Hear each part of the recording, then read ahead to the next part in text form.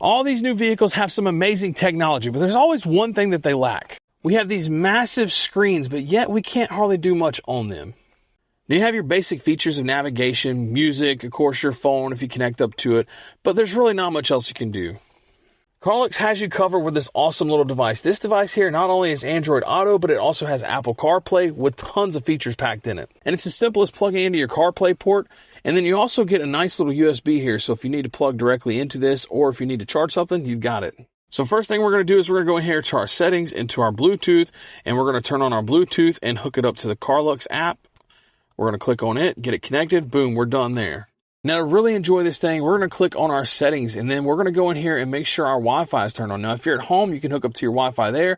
If you have a new vehicle with Wi-Fi built in, you're good to go. In this case, though, I'm going to hook up to my phone. So I've got the Wi-Fi on here. I'm going to go down here and make sure I connect into my truck, or to my phone there. We should be all set.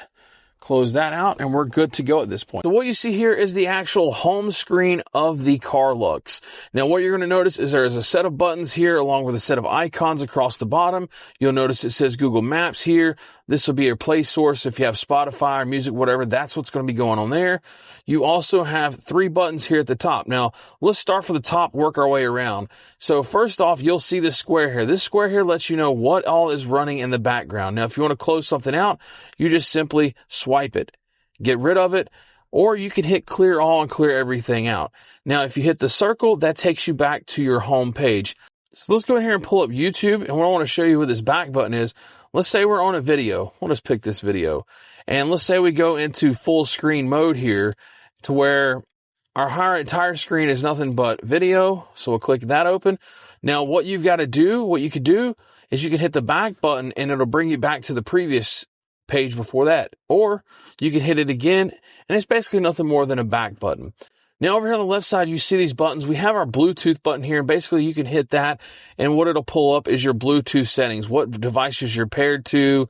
You can get your contacts, all your information there. You can get your call histories, all that kind of stuff. Now, this is your actual Android Auto button. Now, what you see here, this Google Maps, this Spotify, none of that is part of the actual Android Auto. If you were to click this, this is an actual standalone Google Maps setup. And it's basically what you download to this, which we'll go to here in a minute, is the apps you download to this. This is what displays here and along here, along with what's here in the background. But back to this. So CarPlay. Whoop. Let's show you the CarPlay real quick. It's nothing no different. It takes a second for it to come up the first go around.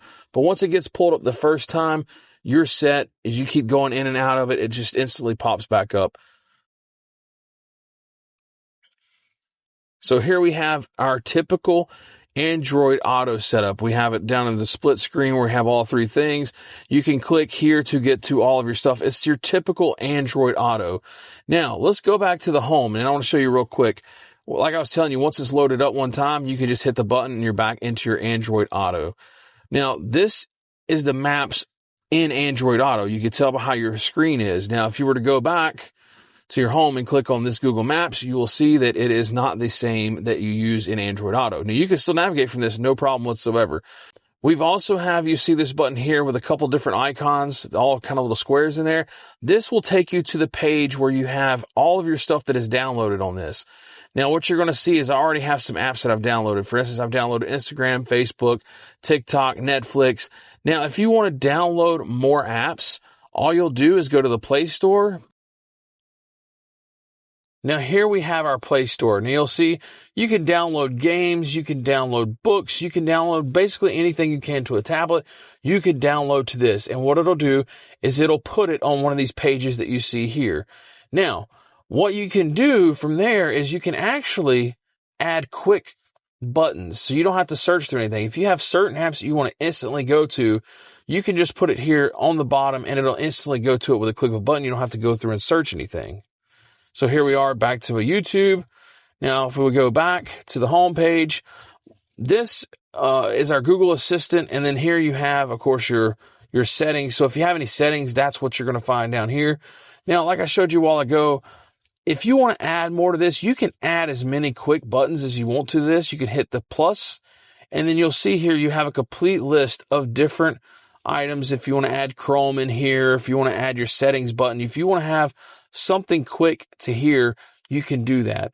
Now, the other cool thing, let me show you guys real quick, is the actual split screen mode. So here we're going to pull YouTube up, and then what we're going to do is put YouTube over on one side, and then what we'll do is be able to put our CarPlay up on the other side here. So we'll have CarPlay on the right side, we'll have YouTube on the left. You're able to do split screen that way. And really, if you wanted to bring this to where it's a full screen, this is what your full screen will be like if you're actually doing the split screen mode. So you'll see it kind of gets a little wonky here to an extent, but it just allows you to actually easily be able to still click on your buttons. It does scrunch it down a little bit, but that's on Android Auto. You can wipe it off. You can put whatever you want to on there. You can go back to full screen if you want to on the YouTube. So many different functionalities with this thing that really it's pretty much limitless with what you want to do. Even if you want just a small screen running around, you can do that as well. So the nice thing about this with my daughter's car seat in the back is we're actually able to control her YouTube up here. So we don't have to be in the back seat worried about what she's watching or having to change the channel. No, we can instantly do everything that we need to up here. In this case, I've got one of my videos playing. One thing I do want to show you guys is that if you want to get into, you think it's a little grainy potentially, it's typically nothing to do with the app or with the CarPlay. It's typically to do with YouTube. If you hit the little icon in the top right, click on quality. Now, a lot of times this is done specifically for saving data, but you can actually go to advanced and click on, in this case, 1080, and it'll clear up the screen to 1080, wherever the video was filmed at. Now, if you're looking to add more functionality to your car screen, I highly suggest you pick up one of these Carluex Airs. They will make your screen so much better. I'll put a link down in the description. For this video, guys, we're done. We'll see you on the next one.